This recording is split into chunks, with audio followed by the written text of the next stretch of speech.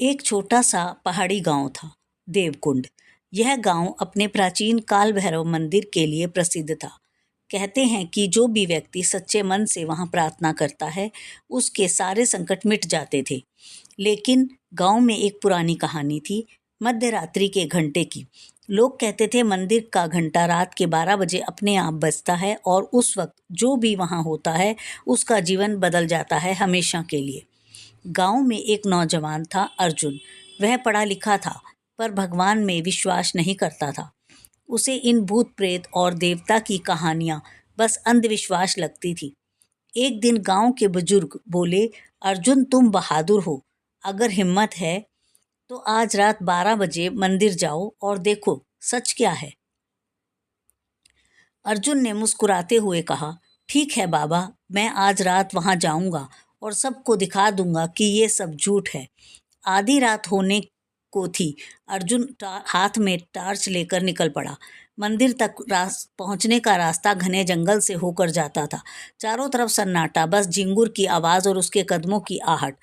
जब वो मंदिर पहुंचा, चारों तरफ धुंध फैली हुई थी। मंदिर के द्वार खुले थे। भीतर काल भैरव की मूर्ति अद्भुत तेज से चमक रही थी।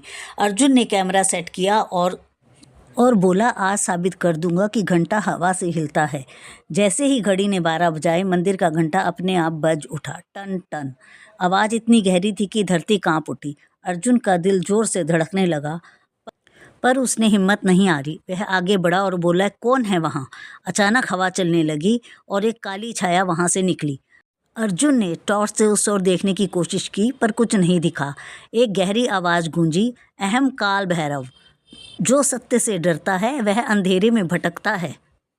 अर्जुन के कदम जड़ हो गए। उसने देखा मूर्ति की आंखों से नीली ज्योति निकल रही है। वह बोला, भगवान, अगर आप सच में हैं तो मुझे सच्चाई दिखाइए। अचानक उसके सामने एक दृश्य उभर आया। कैसे 100 साल पहले एक राजा ने अन्यायपूर्ण बलिदान कराया था और तब से काल भैरव ने वचन दिया था, जब कोई सच्चा व्यक्ति सच्चे मन से पुकारेगा और अधूरी पूजा पूरी करेगा, तभी यह श्राप टूटेगा। अर्जुन समझ गया, यह कोई डर नहीं, एक अधूरी प्रार्थना है। वह झुक कर बोला, हे काल भैरव, हे काल भैरव, मैं आपकी अधूरी पूजा पूरी करूंगा। उसने दीप जलाए, मंदिर की सफाई की और पहली बार सच्चे मन से ओम काल भैरवाय नमः का जप किया। जैसे ही जप पूरा हुआ, मंदिर का घंटा फिर बजा, पर इस बार वह भयावह नहीं बल्कि मधुर था। धुंध छट गई, मूर्ति शांत हो गई और पूरे गांव ने अगले दिन देखा, काल भैरव की मूर्ति से हल्की सुनहरी आभा निकल रही है। गांव के लोग बोले, सालों का श्राप मिट गया, काल भैरव का क्रोध शांत हुआ और वो फिर से प्रसन्न है।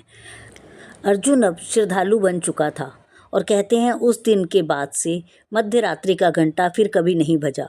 सत्य में ही भगवान बसते हैं।